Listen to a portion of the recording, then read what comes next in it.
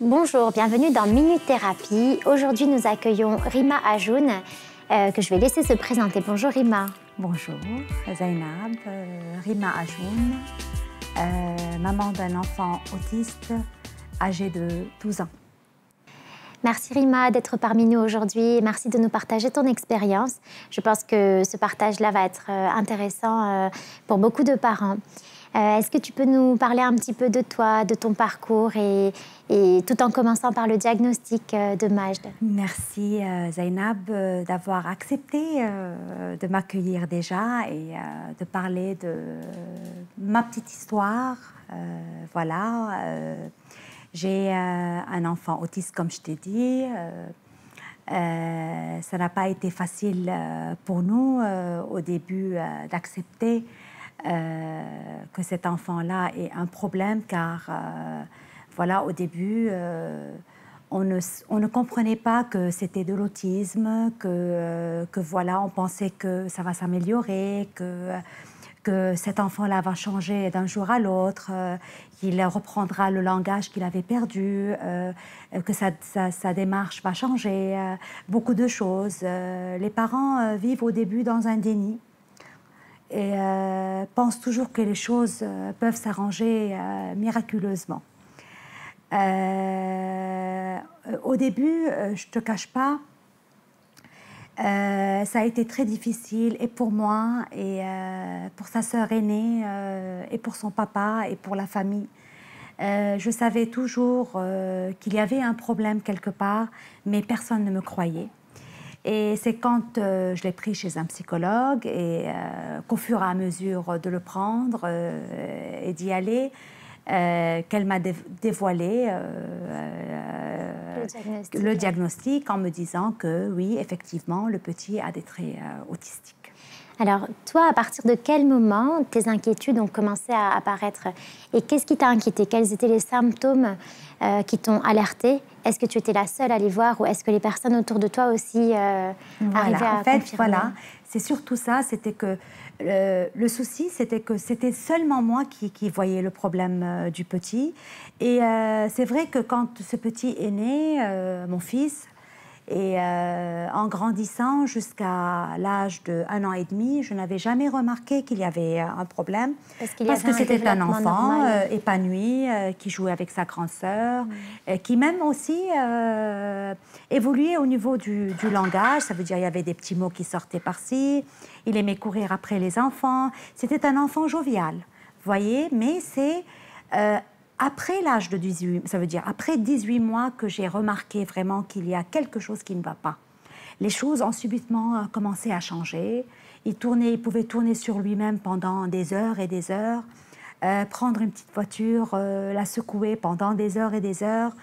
Ce qui m'a alarmée le plus, c'est que quand je l'appelais, il ne répondait pas.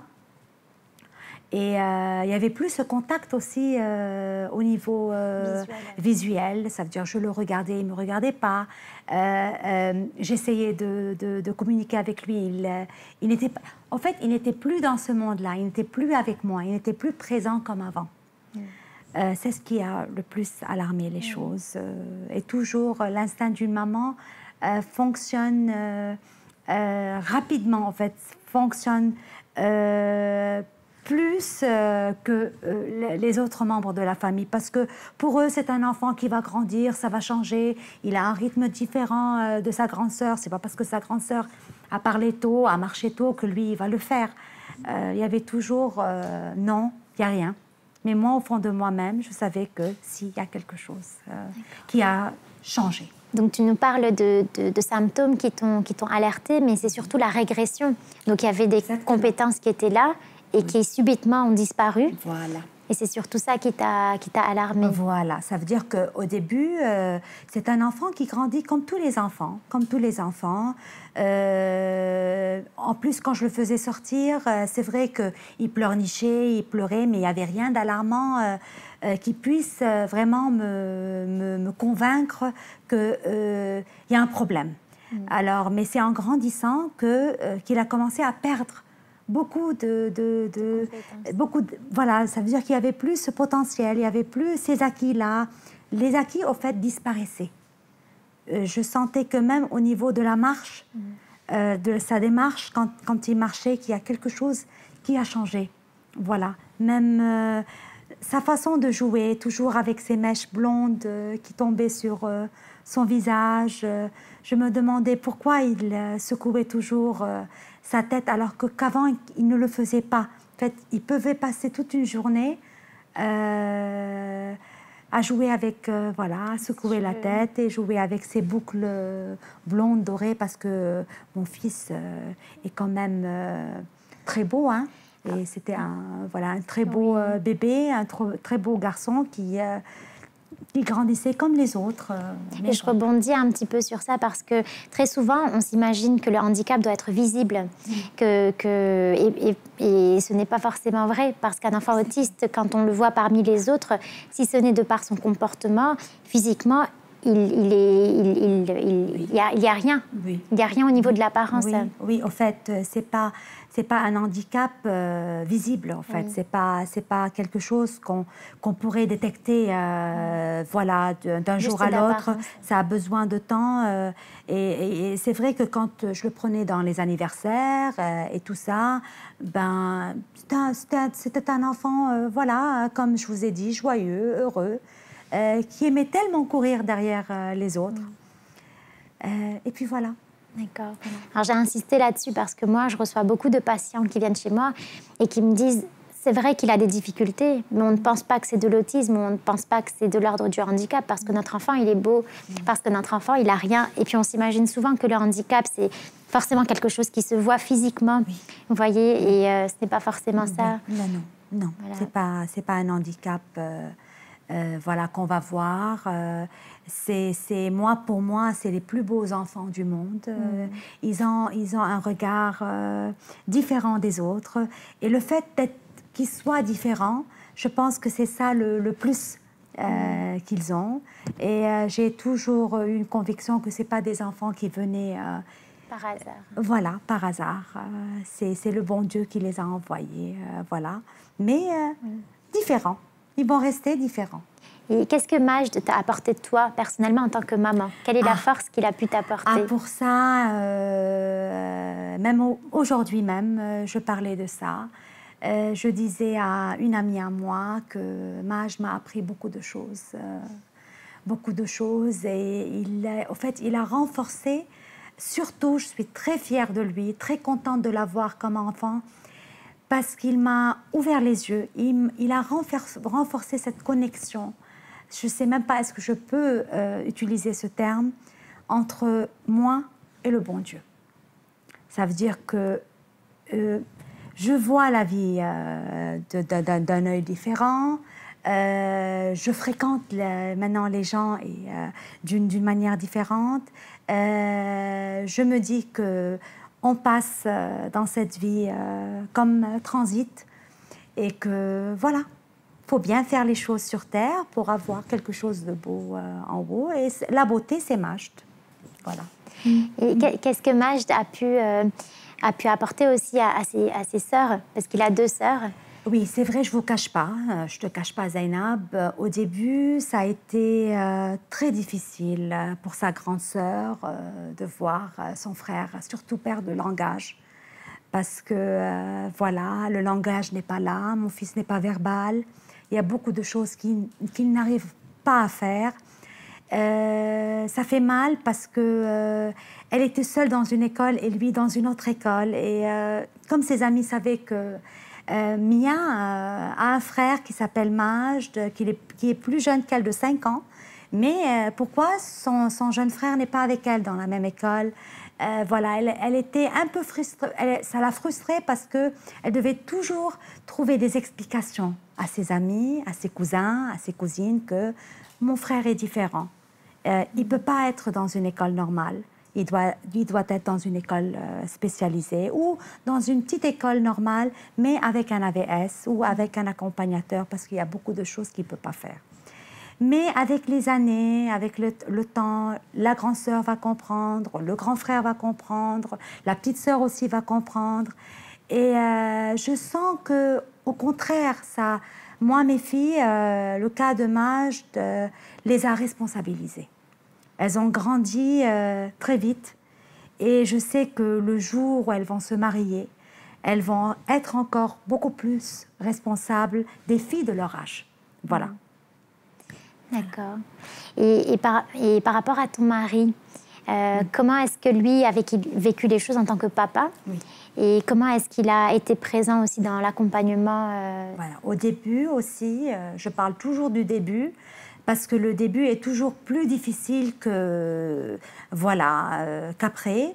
Le papa, vu que c'est un garçon, vu que c'est le seul garçon entre les deux filles, vu qu'il était très fier que ce garçon vienne au monde et qu'il le voit grandir différemment aussi, c'est pas facile pour lui.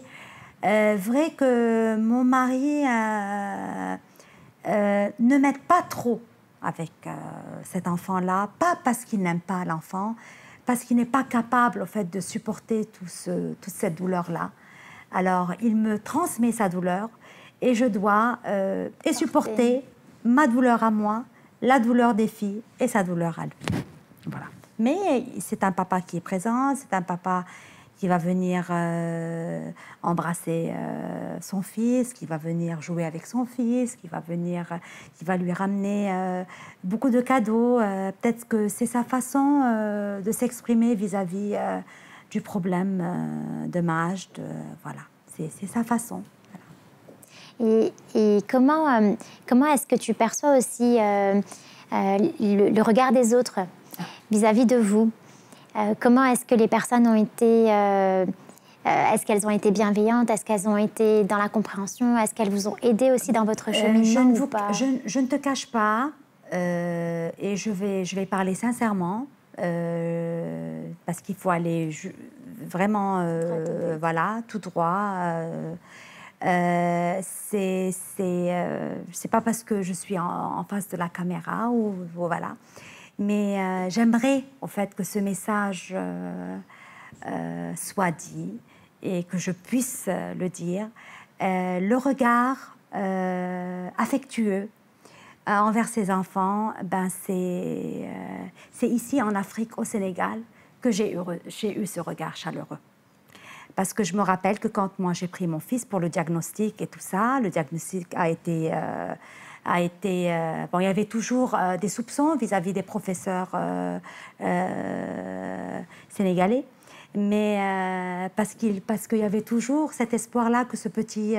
voilà, j'ai été obligée de voyager et de prendre ce petit pour qu'on mette un bon diagnostic et pour que je sache exactement comment fonctionner avec mon fils et poursuivre une formation. Le problème que j'ai eu vis-à-vis du regard des autres, ben, je l'ai eu à l'étranger, mais pas au Sénégal.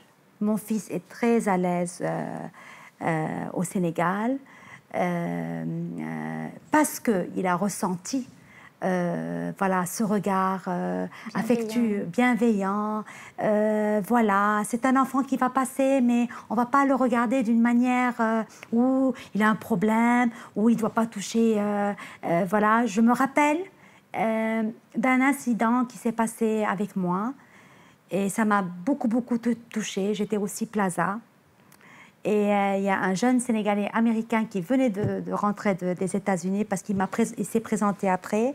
Majd est venu lui choper une frite et une canette de Sprite. Ben, pour moi, le monsieur allait s'énerver et me dire voilà. Ben, j'étais vraiment touchée parce qu'il est venu vers moi. Il m'a dit ne vous inquiétez pas, madame.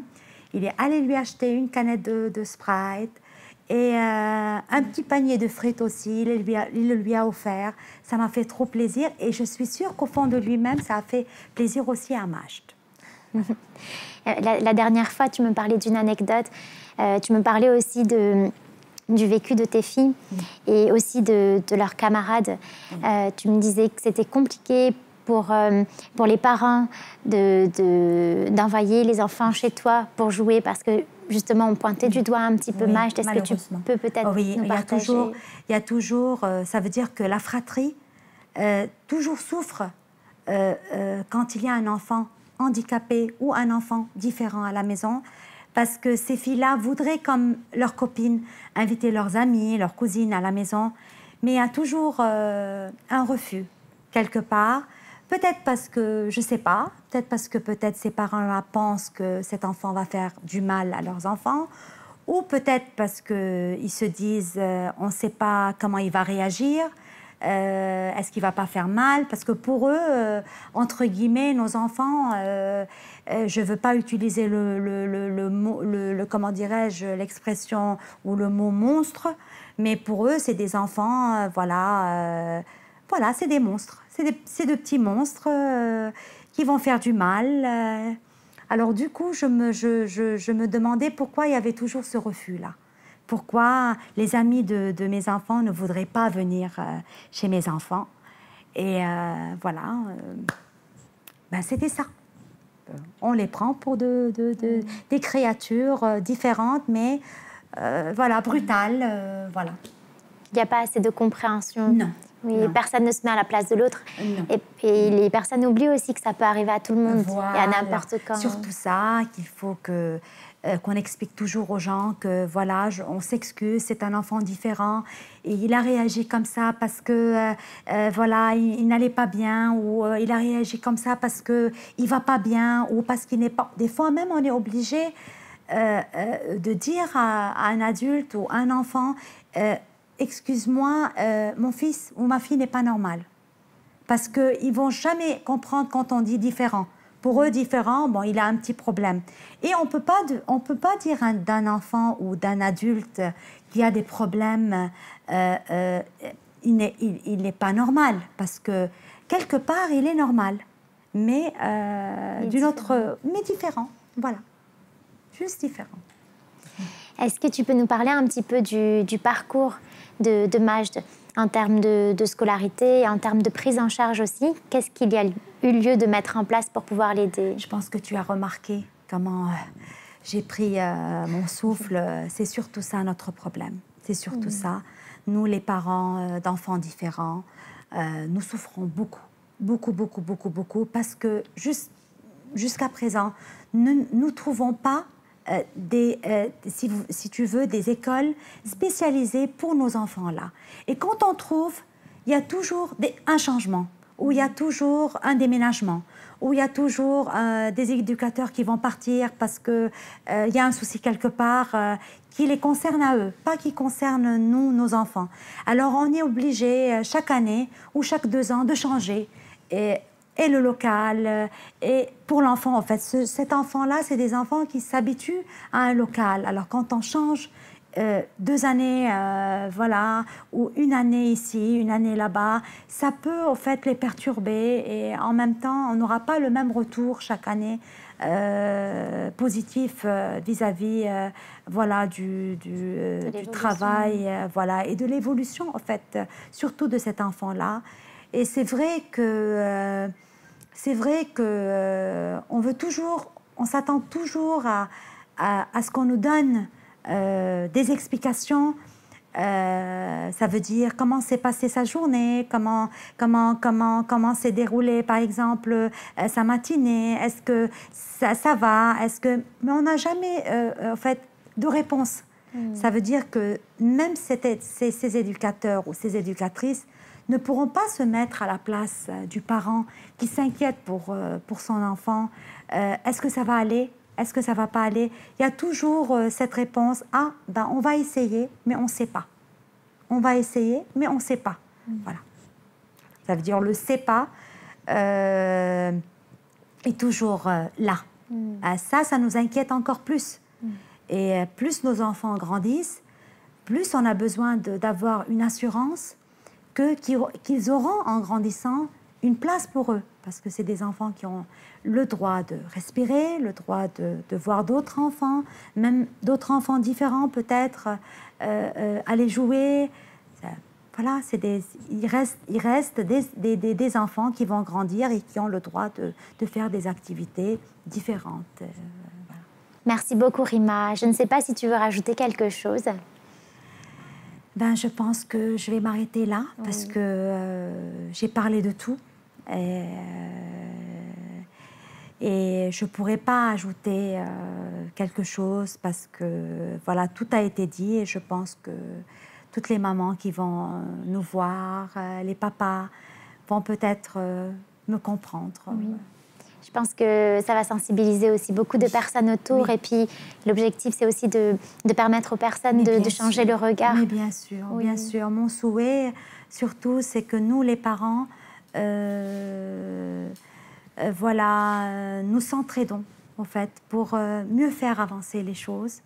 Et c'est comme ça que nos enfants vont évoluer avec le temps et les années. Merci beaucoup, Rima. Merci pour ta présence, merci pour ta bienveillance et ton partage. Merci à toi. Et nous espérons aussi le meilleur pour Majd et j'espère que l'on trouvera aussi des solutions très bientôt. On espère, on souhaite. On espère. Merci de votre attention. C'était Rima Ajoun et Zainab sur Minute Thérapie.